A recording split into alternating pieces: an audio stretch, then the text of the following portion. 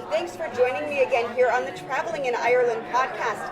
As you can hear from the background, we are live today at the Iowa Irish Fest, and I am incredibly excited to sit down with Zack Berger, who is a Guinness Brewery Ambassador. Now, before we dig into this, I have a little disclosure. Like a creamy pint of Guinness, this podcast is meant to be enjoyed by those of legal drinking age in your country.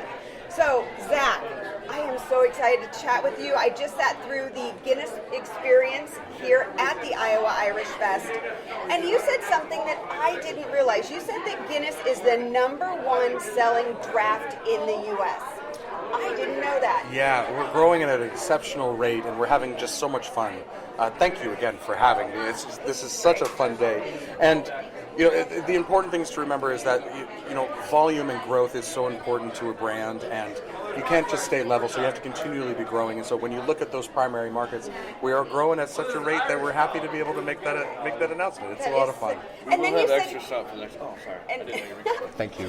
And then you said something else that kind of surprised me too, which I think is not really known. You said that all Guinness sold in the U.S. comes from Ireland. Yeah. And I think that most people believe it comes from Africa, to be honest. Oh, interesting. Yeah, so we've got breweries all over the world, mostly for a logistics reason. But in the United States, when you're looking at Guinness Draft Stout, we'll use that one as the primary example. That comes from St. James's Gate. We're not producing any of that in North America. We do have American breweries in Baltimore and Chicago, but those are innovation-based breweries that are focused heavily on discovering what's next. As you may have heard in the presentation, founded in 1759, but 200 years later is when Guinness Draft Stout showed up to the market. So there's a lot of innovation and evolution that has to take place throughout that. Yeah, so that Guinness that everybody knows now of the, sit and settle and wait, that wasn't until 1959 is when the draft came out. Beforehand, there was a little bit of a culture based off of lows and highs coming from different casks to be able to cultivate an experience, which did take a much longer period. But the way that everyone knows it today, and especially modern generations, it's focused heavily on the draft stout. Well, and I know, and this is going back, if you've listened to my podcast, I talked about Morrissey's Pub in Abbey Leaks, and if you visit there, you can actually see bottles, because once upon a time they sent it out in kegs and it was bottled individually at the pubs. Yeah. So there has been a huge change in Guinness through the years. Oh yeah, and that's such a fun part of our history too, because we did not have the distribution in place to be able to make sure that it could get everywhere. So independent bottlers are a huge part of the reason that Guinness is where it is today. And the way that we were able to protect the quality was we would have quality teams, travel around and test the beers at these independent bottlers. And if we found that an independent bottler was maybe mixing the beer, maybe adding something else to it, the punishment was they had to release a national advertisement saying that they had mismixed, they had misrepresented the brand. And that's how you keep people honest. Wow. Well, at least they didn't yank it completely, That's I right. guess. That's right. So the popularity of Guinness, like I said, it's the #1 draft beer in the U.S. It's, for a lot of people, Guinness equals Ireland. Yeah. And that's shown really by the fact that the Guinness Storehouse is the #1 attraction in the country, which is kind of crazy if you think about everything that Ireland has. The fact that, it's that Guinness equals Ireland. So what do you think that appeal is that draws people there? Because even non-beer drinkers, it's like, I gotta go to the Guinness Storehouse. Yeah. That's a great question. I think a lot of it connects to, yes, legacy and history, but I think it's an authenticity part of it. We have never shied away from being an Irish brand, though we do consider ourselves to be a global brand at this point. You mentioned Africa earlier.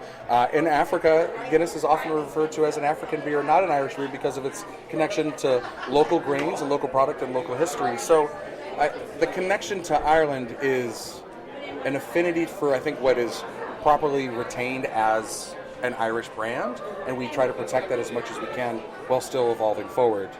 Irish brands are having their day in the sun right now, in the arts and music, actors, all sorts of brands around the world. And I think what really celebrates Ireland is a consistency to excellence. which is often not really perceived that way, but I think when you have really great products that require patience, require time and craft, there's a lineage and a legacy there. Also, having the history of the harp doesn't hurt either. Right. And I love the story where they took the Brew harp and just turned it. Exactly. Or the harp, the harp is Ireland is the only country that has a musical instrument as their national symbol. Yeah. And the fact that basically Arthur Guinness just took that harp symbol and turned it around, I don't know, is that flattery? Is that a little bit of, I'm using it, So it's actually the other way around. So we actually had the harp first. Oh, okay. So the Brian Brew harp, which you can still see at Trinity Church, which is an incredible thing to see in person, we had the harp first as our logo, and then when the Republic of Ireland became the Republic, they asked for the harp. And then they did, I think, the most Irish thing ever. When we said, thank you, no thank you, they flipped it around. So my story was backwards. Just the other way around. But yes, a little bit of a tribute. And I don't think Guinness had much of an issue with it, because what a really great marketing play. But also, we want that connection to that lineage and that history, that Ireland it's an ancient country. And to be a part of the modern side of that world, I think, is a gift. That's beautiful. So now I know I began this episode with a disclosure. But going back to the Guinness Storehouse experience, that experience is for all ages. You don't have to be of drinking age to enjoy the Guinness Storehouse. Can you talk a little bit? I know you've been. Yeah. I know you've got you've got the knowledge. Talk a little bit about that experience and what people would expect at the Storehouse. Yeah, there's a whole range of different experiences that you can do at the Storehouse. I think, like most breweries, there should be different levels of access, right? And so you can just go and have your own self-guided tour. I encourage people to think of our Storehouse as a museum and an experience in addition to just being a production site. There's so much more to that. So if you're visiting, especially if you have someone that's under 21, or legal drinking age, there's 18 in Ireland. 18 in Ireland, but there's so much history, modern history of Ireland in that museum over multiple floors and multiple experiences. And I think our team does an incredible job of immersing you in not only the history of the brand, but the history of the marketing and the advertising that goes along with that, which is incredibly iconic. So Can you share that the zoo story? You shared it during the Guinness experience, and I think that is a really fun bit of kind of the Guinness branding history. Yeah, and so John Gilroy, who did a lot of portraits and was a cartoonist, was asked to create new, colorful advertising for the brand, because previously it had been large print ads that essentially just said, by virtue of quality and quality alone, Guinness has grown to be by far the largest brewery in the world. Cool, but also a little bit. And as the story goes, he was sitting at a zoo and saw a seal balancing a ball on its nose and said, "Oh, I bet that ball could be a pint." And then enter in the rest of the animals and their interaction with these pints.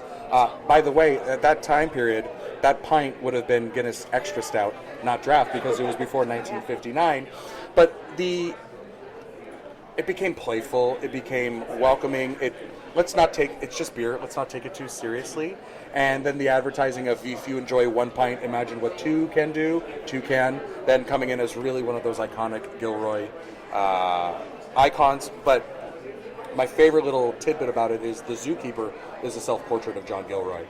And you can go and you can see original Gilroys on display at the Storehouse. And we're still discovering. I was there a couple of years ago, and they had just found 3 more new advertisements for Guinness that were never released, that were meant for the Americas, that they had found at a private brokerage. So there's still a lot of advertising that is showing up. So the museum is also evolving as we move farther. There's more advertising happening all the time, and being able to have access to that history, knowing where we come from a marketing standpoint, I think really can take you into the world on a different level. Additionally, we've got restaurants there. There's multiple different places to stop and eat. You can go through the experience. You can go up to the Gravity Bar, which is on the top floor, and you can look at Dublin, and on the glass there's the history of the view that you're looking at. So it's an exceptional education as well, and it's one of the highest points in the city. It was the original skyscraper of Dublin, and being able to look around town is you really get to see the It's history. that 360 view of Exactly. the city, and you have imprinted on the glass. This is the way you're looking. This is what you're looking at. This is the view you're taking in. And when you realize how much the brewery has grown as a brand and as a physical establishment, you get to see how things evolve, and you get to see the modernization, and you get to meet people who work at the storehouse and get to be a part of that experience. And everyone that I've spoken to who gets to take someone on a tour, if you're doing a VIP experience, which starts at Brew House 1 and takes you through the entire thing, through tunnels and whatever it may be, every single thing is about, let us show you who we are and what we come from. We're not hiding anything. Incredible. Yeah, it's a great experience, and it's, I'm not a beer drinker. I make no qualms about that, but it's a very interesting experience if you are kind of into the story, right? If you want to know the story, it's a great story of innovation in so many ways, because Arthur Guinness he was kind of like the modern, forward-thinking businessman, really, in Ireland. He kind of laid the groundwork for so much in that way. Yeah, I think so. I think the greatest point to that is obviously the lease. But the one thing about the lease that is not often mentioned is free access to the water, to the River Liffey. And that is definitely not for using the water for brewing, right? It's definitely used for shipping. He knew that shipping was going to become a part of it, and having the foresight to be able to do so, but also empowering his children, and then his children then empowering so on and so forth to take care of your employees and take care of the team and ensure that there is at least some balance of life while working at Guinness. Still goes through to this day. To this day, if you're a pensioner, you can still show up and get lunch at the brewery, So, and I think that's just a small nod to where we've evolved from. But he knew from the beginning that if we take care of our team, they're going to take care of us. Absolutely fascinating. So let me ask you this. When do you think is the best time of day to visit the Guinness Storehouse? Because that, is something that a lot of people will have on their itinerary. Do they do it first? Do they do it in the middle? Do they do it at the end? And I kind of have my own opinions, and it depends on what else you have on your day. But also for me, it kind of depends on time of year, because gosh, if you can be in the Gravity Bar when the sun sets, which you can't in the summer because the sunset is so late, but gosh, if you're visiting in the off season and you can be in the Gravity Bar at 4 p.m. in December and catch the sunset, it's really great. But so what do you think is the best time to visit? It is a hotly debated topic for sure. I think it really depends on the experience that you have and what you want to get into for the rest of your day. Dublin has so much to offer. I think if you are interested in exploring the city and you're there for full-blown immersion, I recommend going earlier in the morning. So the brewery opens at 9:30 or 10, depending on the day. And if you get in there early first and it's a little quiet at the beginning, it's really cool to walk around that brewery while it's low-key. You can really download and embrace the experience.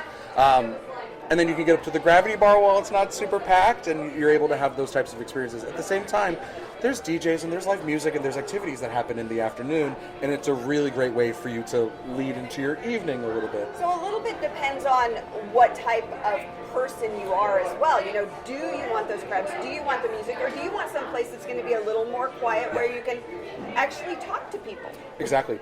So I'm going in a couple of months with some friends. We're going to be there in October, and we are going middle of the day so that we can grab lunch there first, and then we're doing a tour, and then we're going to be able to wrap at the Gravity Bar.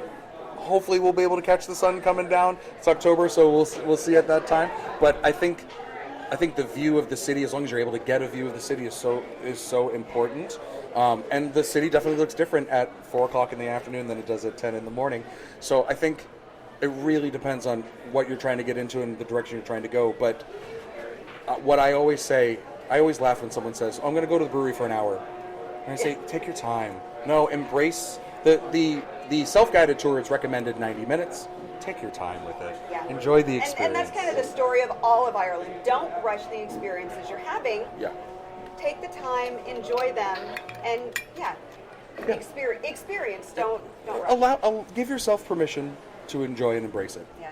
So before we go, because I know you've got another session that's going to be coming up, but I wanted to touch on the 2 American breweries that you have in Baltimore and Chicago. You mentioned them just slightly a little bit ago, more as innovation breweries.